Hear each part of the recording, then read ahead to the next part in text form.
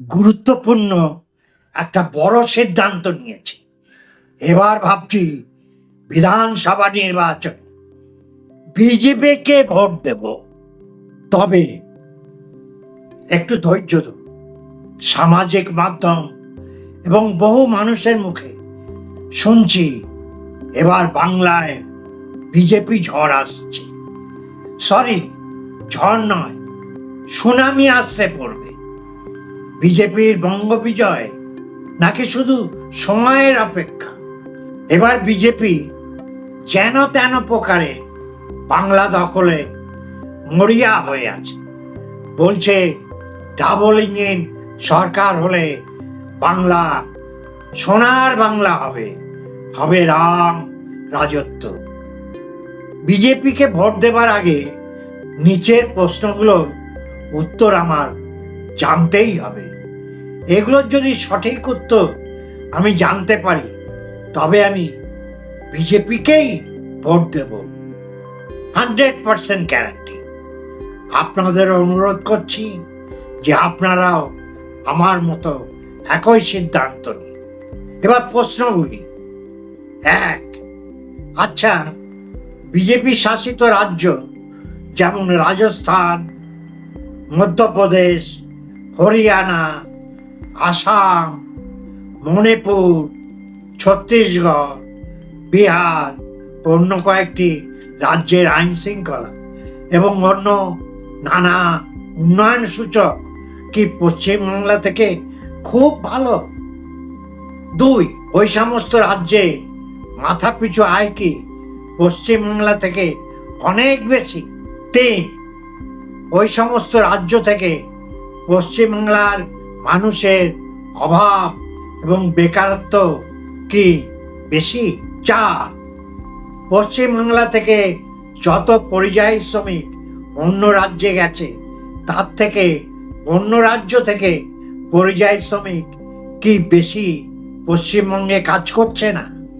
আমার বাস্তব অভিজ্ঞতা, কিছুদিন আগে আমি কলকাতার একটি হসপিটালে যাতায়াত করবার জন্য উবেরের গাড়ি বুক করতাম।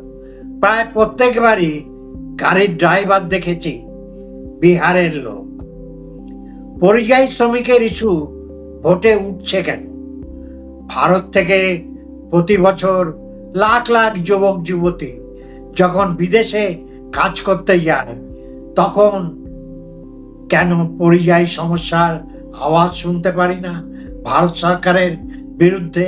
5, 2014 সালে বিজেপি সরকার কেন্দ্রে আসার পরে উল্লেখযোগ্য কাজ বলতে নোট বাতিল, রাম মন্দির স্থাপন, সর্দার বল্লভভাইয়ের সুউচ্চ স্ট্যাচু তৈরি, জিএসটি আইন প্রণয়ন এবং বিশেষ ভোটার লিস্ট সংশোধন। কংগ্রেসের নেহেরু খারাপ, গুজরাটি ভাই সর্দার বল্লভভাই প্যাটেল ভালো। পার্লামেন্টারি গণতন্ত্রে সমস্ত সিদ্ধান্ত প্রধানমন্ত্রীর সম্মতিতে নেওয়া হয়। ভালো হলে কৃতিত্ব প্রধানমন্ত্রীর, ভুল সিদ্ধান্তের দায় যথারীতি প্রধানমন্ত্রী। তার নির্দেশ বা সম্মতি বিনা কোনো মন্ত্রী কোনো সিদ্ধান্ত নিতে পারে না। প্যাটেল আয়রনম্যান আর নেহেরু হয়ে গেল ক্লেম্যান। আশ্চর্য, এটা নিছকই বাদনামি। নোট বাতিলে মোদির নাম বলা হয়, তখনকার অর্থমন্ত্রীর নাম কেউ বলে কি? এটা বিজেপির দ্বিচারিতা নয় কি? বল্লভভাইয়ের প্যাটেলের নামে পৃথিবীর সুউচ্চ স্ট্যাচু হলো, নেতাজি রইলেন অবহেলিত। এই স্ট্যাচুটি কি নেতাজি সুভাষের নামে করা যেত না? তার থেকে ভারতে বড় কোনো দেশপ্রেমিক আছেন? ভারতের কারেন্সি নোটে নেতাজির ছবি ব্যবহার করে বাংলার মানুষের নিকট ভোট চাইতে পারত। তাহলে বাঙালি গর্বিত বোধ করত, বিজেপিকে নিঃসংকোচে ভোট দিত।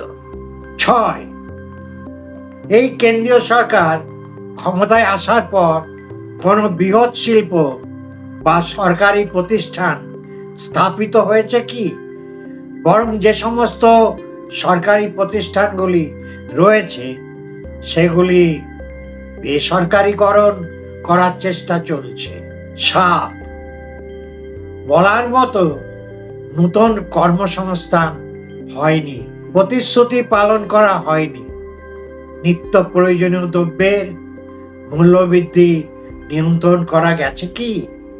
গরিব মানুষ আরো গরিব হয়েছে, আর ধনীরা আরো ধনী হয়েছে কেন? 8, প্রাক্তন প্রধানমন্ত্রী মাননীয়া ইন্দিরা গান্ধীর ব্যাংক ও বীমা শিল্প জাতীয়করণের মতো কোনো দৃঢ় পদক্ষেপ কি এই সরকার নিতে পেরেছে, যার ফলে লক্ষ লক্ষ যুবকের কর্মসংস্থান হতে পারে? নয়। ইন্দিরা গান্ধীর মতো আমেরিকার চোখ রাঙানিকে পরোয়া না করে পূর্ব পাকিস্তানে ভারতীয় সৈন্য পাঠিয়ে স্বাধীন বাংলাদেশ গঠনে সক্রিয় সহযোগিতা করার মতো দৃঢ় পদক্ষেপ নিতে পেরেছে কি মোদী সরকার? এই সরকার সার্জিক্যাল স্ট্রাইকের নামে লুকিয়ে অধিকৃত কাশ্মীরে 2-4টি বোমা ফেলে এসেছে। পরিবর্তে এক নাগারে প্রাক্তন শাসকদের চরিত্র হরণ করছে মোদী সরকার। 10, এই সরকার 370 ধারা বিলোপ করেছে, খুবই প্রশংসনীয় উদ্যোগ। কিন্তু কাশ্মীরে ইসলামিক জঙ্গি অনুপ্রবেশ কি বন্ধ করা গেছে? ওখানে তো তৃণমূল কংগ্রেসের অসহযোগিতা নেই, যার জন্য জমির অভাবে কাঁটাতার দেওয়া যাচ্ছে না সীমান্তে, এমন তো নয়। তাহলে জঙ্গিদের অনুপ্রবেশ ঘটছে কেমন করে? দেখা যাচ্ছে যত জঙ্গি নিধন হচ্ছে তার থেকে বেশি ভারতীয় সৈনিক এবং অন্য প্যারামিলিটারি বাহিনীর কর্মীরা শহীদ হচ্ছে। কেন? কাশ্মীরে বিতাড়িত হিন্দু পণ্ডিতদের কি কাশ্মীরে ফিরিয়ে আনা হয়েছে? 11, এই সরকারের আমলে কি বিভিন্ন সাংবিধানিক বডিগুলি সরকারের আজ্ঞাবহ দাসে পরিণত হয়েছে? সিবিআই, ইডি, এনআইএ, নির্বাচন কমিশন, এরা কি স্বাধীনভাবে কাজ করছে? এদের সাফল্যের হার কি সন্তোষজনক? বিচার বিভাগ কি স্বাধীনভাবে এখন কাজ করতে পারছে? বিচারক নিয়োগে কলেজিয়ামে সরকারের প্রভাব চোখে পড়ছে। কোটি কোটি পেন্ডিং মামলা কেন ঝুলে রয়েছে? বিচারের বাণী নিভৃতে কাঁদে কেন? সরকার এ ব্যাপারে কি কোনো সদার্থক পদক্ষেপ নিয়েছে? 12, এশিয়া মহাদেশের 3টি আর্থিকভাবে উন্নত দেশ, 1 চীন, 2 সিঙ্গাপুর, 3 জাপান। এদের রাষ্ট্রের প্রধানরা কি আমাদের প্রধানমন্ত্রীর মতো বছরে এতদিন বিদেশ ভ্রমণ করে? আমাদের প্রধানমন্ত্রী কিসের জন্য এত বিদেশ ভ্রমণ করেন? এটা কি লোক দেখানো, শো অফ?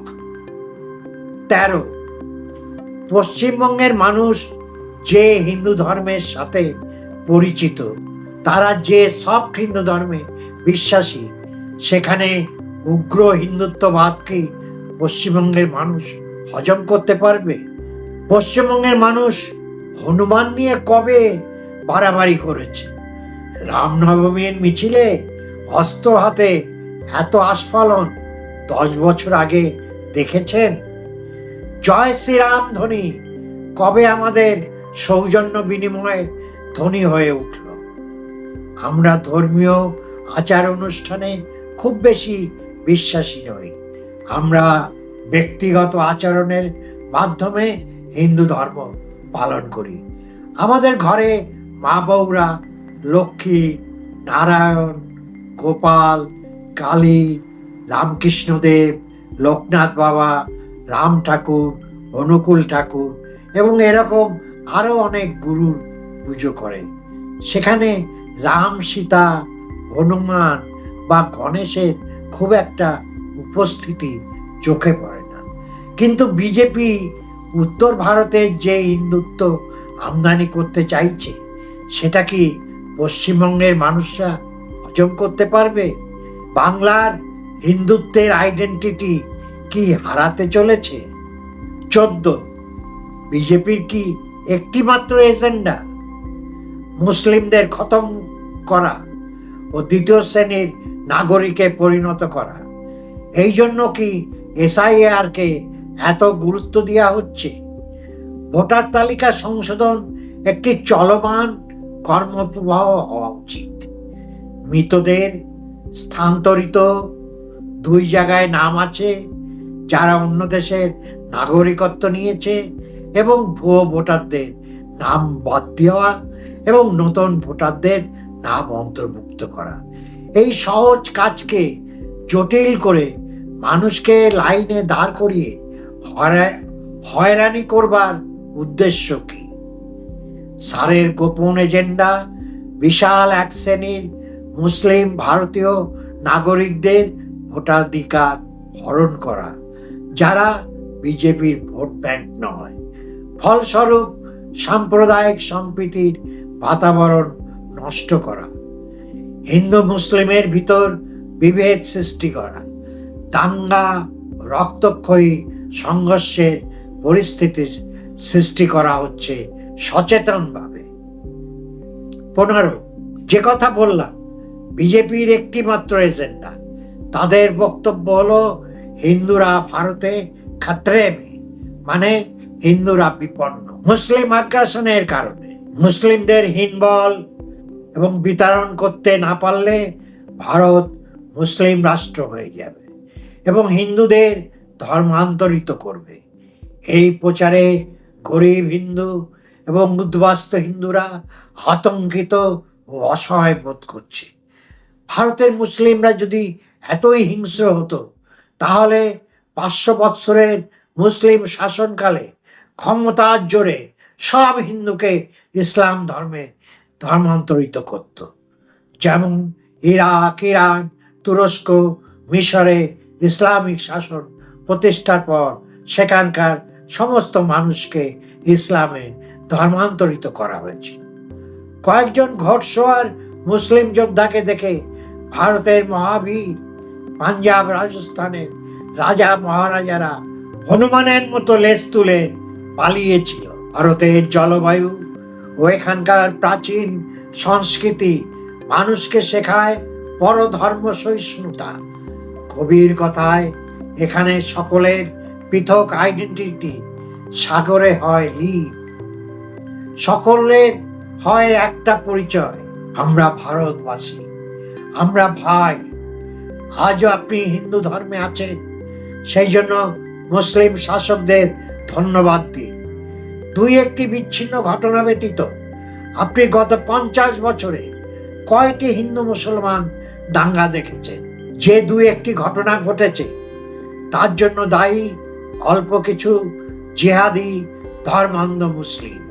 তারা মোট মুসলিম জনসংখ্যার 5%-এরও কম।